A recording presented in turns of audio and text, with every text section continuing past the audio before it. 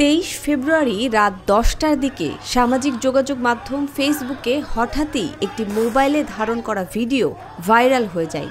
ভিডিওতে মোটরসাইকেল আরোহী বেশ কয়েকজন লোকের সঙ্গে একজন ব্যক্তিকে ধস্তাধস্তি করতে দেখা যায়। ভিডিওতে স্পষ্ট দেখা যায় সংঘবদ্ধ দলটি একজন লোককে ছুরি দিয়ে আঘাত করছে এবং গুলি ছুড়ছে। এর পরপরই খবর ছড়িয়ে পড়ে ঢাকার বনশ্রীতে বাসার সামনে স্বর্ণ ব্যবসায়ীকে গুলি করে 200 ভরি স্বর্ণালংকার ছিনতাই করা হয়েছে। রামপুরা থানার ভারপ্রাপ্ত কর্মকর্তা ওসি আতাউর রহমান আকন্দ বলেন, ওই ব্যবসায়ীর নাম মোহাম্মদ আনোয়ার। তিনি বনশ্রী ডি ব্লকে থাকেন। প্রতিদিনই তিনি দোকান থেকে রাতে বাসায় ফেরেন। রোববার বাসায় যাওয়ার সময় তাকে 3টি মোটরসাইকেলে করে আসা ছিনতাইকারীরা ঘিরে ধরে। এ সময় তার কাছে থাকা স্বর্ণালংকার লুট করা হয়। এ সময় ছিনতাইকারীরা গুলি ছোড়ে এবং ছুরিকাঘাত করে। ভুক্তভোগীর বাসার সামনেই ঘটেছে এই ঘটনা। তবে পুলিশ জানায়, ঘটনায় এখনও কাউকে আটক করা বা চিহ্নিত করা যায়নি।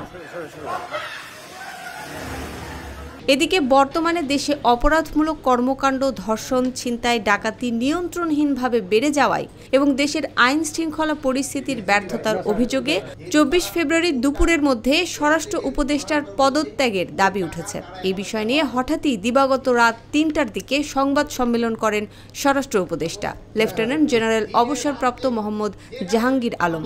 তিনি জানান, দেশের সার্বিক আইন শৃঙ্খলা পরিস্থিতি এসব অপরাধ মোকাবেলায় পদক্ষেপ নিচ্ছে। আমার এই পদত্যাগের ব্যাপারে আজকে তো প্রথম না, মানে তারা আমার যেই কারণে পদত্যাগ করতে বলে ওই কারণগুলি যদি আমি উন্নতি করে দিতে পারি তত আর কোনো পদত্যাগের প্রশ্ন না। তারা চাচ্ছে আইন শৃঙ্খলা পরিস্থিতি উন্নতি।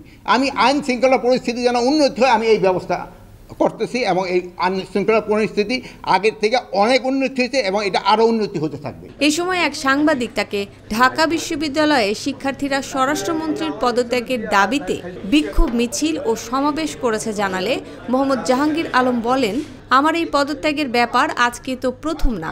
তারা আমাকে যে কারণে পদত্যাগ করতে বলে সেই কারণগুলো যদি আমি উন্নতি করে দিতে পারি তাহলে তো আর পদত্যাগের প্রশ্ন ওঠে না। এদিকে সামাজিক যোগাযোগ মাধ্যমে একের পর এক অপরাধের ভিডিও ছড়িয়ে পড়ায় নেটিজেনরা নানা রকম মন্তব্য করেছেন। কেউ কেউ ঢাকায় বর্তমানে অপরাধের রেড জোন চিহ্নিত করে পোস্ট দিচ্ছেন, কেউ বা জনসাধারণকে সতর্ক থাকতে বলে পোস্ট করছেন।